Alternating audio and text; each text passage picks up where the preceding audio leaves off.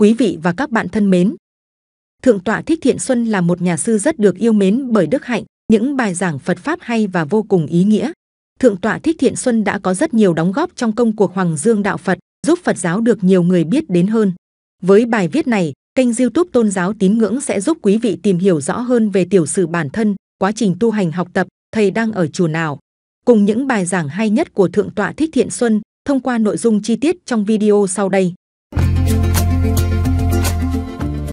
Tiểu sử Thượng tọa Thích Thiện Xuân là ai? Thượng tọa Thiền sư Thích Thiện Xuân có thế danh là Nguyễn Văn Sườn.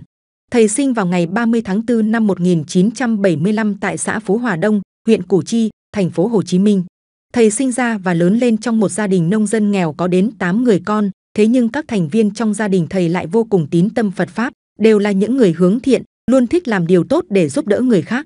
Nhờ đó mà ngay từ thuở nhỏ, thầy đã bộc lộ căn duyên đối với đạo Phật. Quá trình tu hành chi tiết của Thượng tọa Thích Thiện Xuân.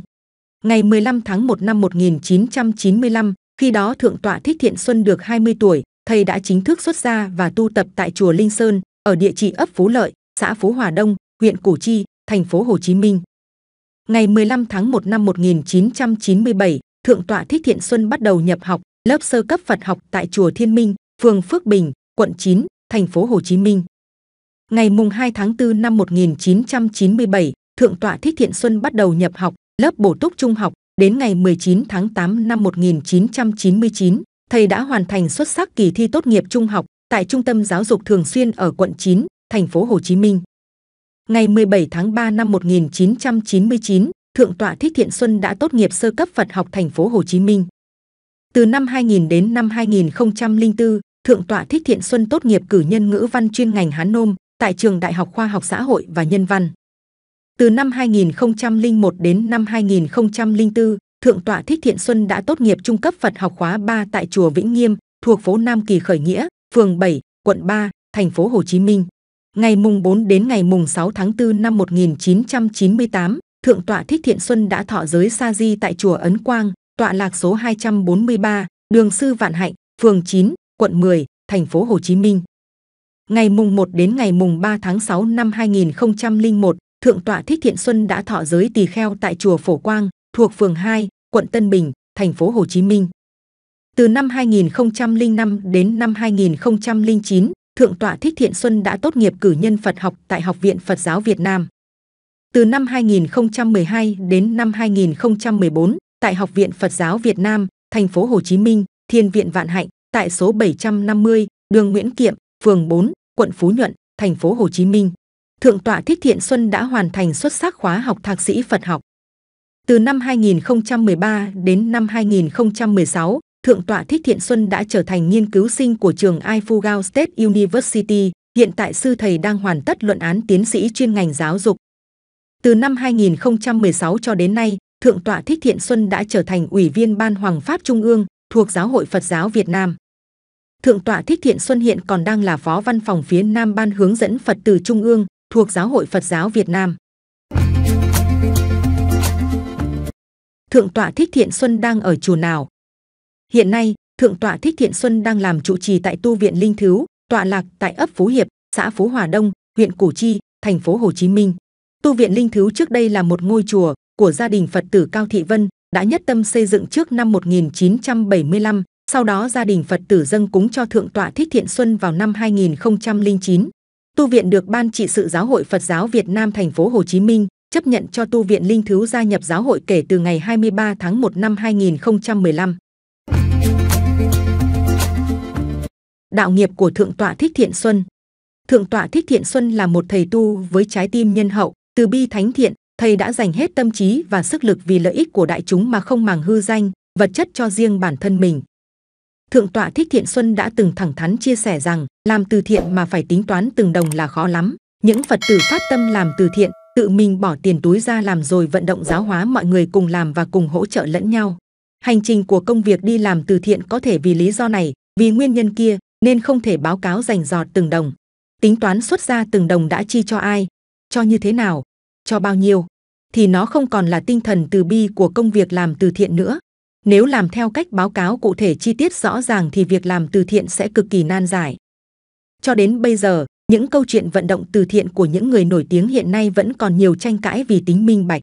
Thế nhưng riêng với chuyện từ thiện, Thượng tọa Thích Thiện Xuân vẫn kiên định một đời, việc mình đúng thì mình cứ làm. Trong suốt hàng chục năm qua, vào những dịp lễ hội lớn của Phật giáo, Thượng tọa Thích Thiện Xuân luôn tổ chức những khóa tu, những buổi thuyết giảng Phật Pháp với mong muốn đạo đời luôn luôn được gắn kết. Thầy phân tích cho chúng Phật tử những việc nên làm và việc không nên làm. Ngoài ra, thông qua những buổi thuyết giảng, thầy còn tuyên truyền vận động các tín đồ Phật tử thực hiện tốt trách nhiệm của một người công dân Việt Nam, sống và làm việc luôn theo đúng pháp luật, tích cực tham gia những hoạt động có ý nghĩa do địa phương tổ chức phát động. Thượng tọa Thích Thiện Xuân còn là người đã vận động chư Phật tử và các nhà hảo tâm cùng tác phước hành thiện trong suốt đợt dịch Covid-19 kinh khủng vừa qua, trên tinh thần thực hiện hạnh từ bi. Thầy đã không ngại khó khăn, vất vả, đem yêu thương đến trao cho người dân nghèo ở khắp các xã, huyện quanh vùng. Hàng nghìn phần quà bao gồm các nhu yếu phẩm và tiền mặt đã được thầy cùng với những nhà hảo tâm trao tặng tận nơi cho hàng ngàn hoàn cảnh khó khăn. Chỉ tính từ tháng 5 cho đến tháng 12 năm 2021, Tu viện Linh Thứu do Thượng tọa Thích Thiện Xuân làm trụ trì đã ủng hộ người dân vùng dịch hơn 400 triệu đồng để cùng san sẻ những khó khăn với đồng bào trong mùa dịch bệnh Covid. Đây là một số tiền không lớn nhưng cũng đủ để giúp đỡ phần nào những người gặp hoạn nạn trong đại dịch Covid vừa qua. Bên cạnh đó, Tu viện Linh Thứu vận động những mạnh thường quân ủng hộ và xây dựng 7 cây cầu linh thứu vô cùng chắc chắn để dành tặng cho những địa phương có đa số người dân đang còn gặp nhiều hoàn cảnh khó khăn. Tu viện Linh Thứu của Thượng tọa Thích Thiện Xuân còn kết hợp cùng với Đoàn đại biểu Quốc hội của tỉnh Bình Phước, cùng Viện Khoa học Nghiên cứu Nhân tài Nhân lực, trang tạp chí Thương gia và Thị trường, đi đến rất nhiều địa phương trên khắp cả nước để làm công tác từ thiện. Trong đó Tu viện và Thượng tọa Thích Thiện Xuân đã trao ủng hộ, hỗ trợ xây dựng được hơn 100 ngôi nhà tình thương để dành tặng những gia đình trong diện chính sách đang gặp nhiều khó khăn trong cuộc sống. Từ năm 2012 đến 2021, Tu viện Linh Thứu đã hỗ trợ nhiều gia đình Phật tử và người dân có hoàn cảnh cơ hàn đặc biệt ở nhiều địa phương, với số tiền từ thiện đã đạt mức trên 10 tỷ đồng. Trung bình năm nào tu viện của Thượng tọa Thích Thiện Xuân cũng hỗ trợ người nghèo, người có hoàn cảnh khó khăn. Với những cống hiến hết mình không biết mệt mỏi của thầy, Thượng tọa Thích Thiện Xuân nhiều lần được Ban hướng dẫn Phật tử Trung ương Giáo hội Phật giáo Việt Nam, Ban trị sự Giáo hội Phật giáo Việt Nam, thành phố Hồ Chí Minh trao tặng bằng tuyên dương công đức và được Ủy ban Nhân dân huyện Củ Chi trao tặng giấy khen. Đó chính là những lời cảm ơn chân thành của đồng bào, lời cảm ơn của chúng Phật tử, cũng như sự ghi nhận những tri ân sâu sắc của nhiều cơ quan, ban ngành, đoàn thể trước tấm lòng cao cả từ bi, hỷ xả của thầy Thích Thiện Xuân. Một số bài giảng hay nhất của Thượng tọa Thích Thiện Xuân. Bên cạnh công việc hoằng pháp, việc giúp đỡ những hoàn cảnh khó khăn trong đại dịch cũng như trong cuộc sống, Thượng tọa Thích Thiện Xuân còn hay tổ chức các buổi giảng giải về kinh Phật, công bố các bài giảng hay và ý nghĩa nhất đến với đông đảo chư tăng ni và Phật tử gần xa đến nghe thầy thuyết giảng. Độc giả nếu không có thời gian đến chùa nghe trực tiếp thầy giảng giải về kinh Phật thì có thể tìm xem trên YouTube một số bài giảng hay nhất của thầy qua những bài giảng sau đây. Muốn giàu có phải luôn ghi nhớ những điều này. Giữa đôi dòng. Năng lượng. Nghe. An toàn. Đời thường. Tại sao chúng ta cãi nhau? Phương pháp hóa giải phiền não. Nghi thức thờ cúng bình thường. Tư duy bóng tối. Luyện. Nội dung video trên kênh Tôn giáo Tín ngưỡng đến đây xin phép được khép lại.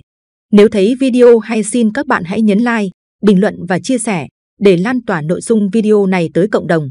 Quý vị và các bạn nhấn đăng ký kênh và nhấp vào biểu tượng chuông dưới góc phải màn hình để nhận được thông báo những video tải lên mới nhất. Cảm ơn quý vị và các bạn.